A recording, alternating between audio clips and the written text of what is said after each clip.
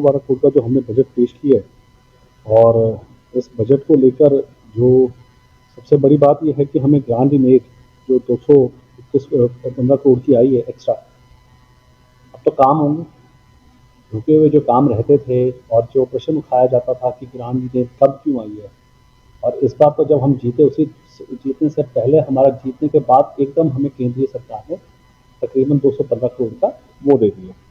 कहना चाहूँगा ऑपोजिशन को आपके माध्यम से कि जब अनूप गुप्ता जी हमारे मेयर बने थे, तो उस समय एक बात आई थी कि हमारे जो कमिश्नर थे उन्होंने ये कहा था कि अगर बजट डिस्कशन ऑन टेबल होता है, बजट पहले बनाया जाता है और पहले एफएनसीसी में जाता है और उसके बाद जो है हाउस में रिलीज होता है। तो जो कंसेप्ट है बजट का वो यही होता है कि बजट पेश किया जाता है, बजट कभी रिलीज नहीं किया जाता पहले बिफोर है। बाकी ठीक है, कईयों को भी जानकारी नहीं होगी, तो हमने एक स्वभाव बना लिया कि हमने सबकी बात सुनी, चाहे पक्ष है चाहे विपक्ष है, विपक्ष अपनी बात है। लेकिन आपने देखा होगा, मैंने उनको रोका जब शुरू हो गए थे सारे भाषण कि पहले हम बजट को समझ लें, जिसमें मैंने अपने चीफ अकाउंट ऑफिसर की टीम को कहा कि आप बजट के एक एक कॉम्पोनेंट उनको आप बताएं, कैपिटल रेवेन्यू में क्या आ रहा है, कैपिटल एक्सपेंडिचर में क्या आ रहा है और रेवेन्यू में क्या आ रहा है, और उन्हें एक एक कॉम्पोनेंट विस्तार से बताया।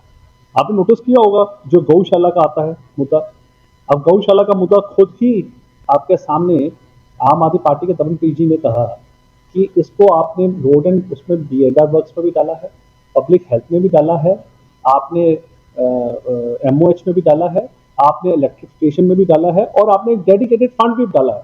तो 25 करोड़ डेडिकेटेड गौशाला का अलग है, लेकिन बीएडआर पब्लिक हेल्थ और उसका अलग है। तो तकरीबन 50-60 करोड़ रुपया हमने गौशालाओं के लिए रखा है, और वो गौशाला का रखना बनता है, क्योंकि मेरा एक विजन है कि गौशाला जो है 5 स्टार गौशाला की तरह होगी, गौ माता को पूरा मान और सम्मान के साथ हमें रखना है। इसके लिए हम पूरा कार्यरत रहेंगे। अगर कोई पार्षद या कोई विधानसभा में जीत कर जाए, एमएलए बने और कोई एमपी बने और उसको यही ना पता हो कि वो खर्च कैसे कर सकता है, तो बहुत बड़ा प्रश्न है। कभी भी बच्चे जब एग्जाम देने जाते हैं वो बोलेंगे कि मुझको तो पेपर पता नहीं, मैं पेपर नहीं दूंगा। ऐसा तो नहीं होता कि पेपर मुझे पता है। तो ये चीज़ गलत है, आपको सीखना पड़ेगा। अगर आप पार्षद बने तो आपको हर चीज़ सीखनी पड़ती है कि फंड्स को कैसे यूटिलाइज किया जाता है। अगर फंड्स आपके कैरी फॉरवर्ड नहीं हो रहे हैं तो आप डेडिकेटेड फंड्स नहीं देते, आप मेयर फंड पे जाइए, आप सीनियर डिप्टी मेयर में जाइए, डिप्टी मेयर में जाइए। अगर आपको वहाँ नहीं मिलता तो एक आप हाउस में, एफएनसीसी में और कमेटीज में, कमेटीज के पास कितनी है, 20 लाख तक की पावर है, और ऐसे ही एफएनसीसी में 50 लाख तक की है। 50 लाख से ऊपर जितना भी है वो हाउस मीटिंग में आता है। तो आप अपने एस्टिमेट बनवाइए ना, आप पास करवाइए। लेकिन चलिए, वो भी हमारे भाई हैं, और आपने नोटिस किया होगा मैं डे वन से कह रहा हूँ, मुझे चंडीगढ़ वासियों के लिए काम करना है। पक्ष और विपक्ष में मैं नहीं फंसना चाहता। आज आपके सामने बजट आया, बड़ी क्लैरिटी से बोला है कि विकसित भारत 2047 का जो विजन रखा है यशस्वी हमारे प्रधानमंत्री मोदी जी ने, हमने भी चंडीगढ़ को विकसित 2047 का विजन दिया। क्या विजन दिया कि चंडीगढ़ 2047 में कैसा होगा, 2026 में हम बैठे। तो उस समय मिनिमम गवर्नमेंट, मैक्सिमम गवर्नेंस, मतलब मिनिमम लोग हों जो काम करने वाले और मैक्सिमम वो लोगों की सेवा कर सकें, और उसको हमने एआई बेस्ड करना है। अगर आज आप विजन नहीं रखेंगे तो 2047 तक जो लोग यहाँ पर आएंगे उनको क्या पता होगा रोड मैप। तो आज हमने 2047 का रोड मैप रखा है ताकि आने वाले समय में हर चीज एआई बेस्ड होगी, ई गवर्नेंस होगी, और जिसके तहत करप्शन फ्री आपको बहुत पता लगेगा।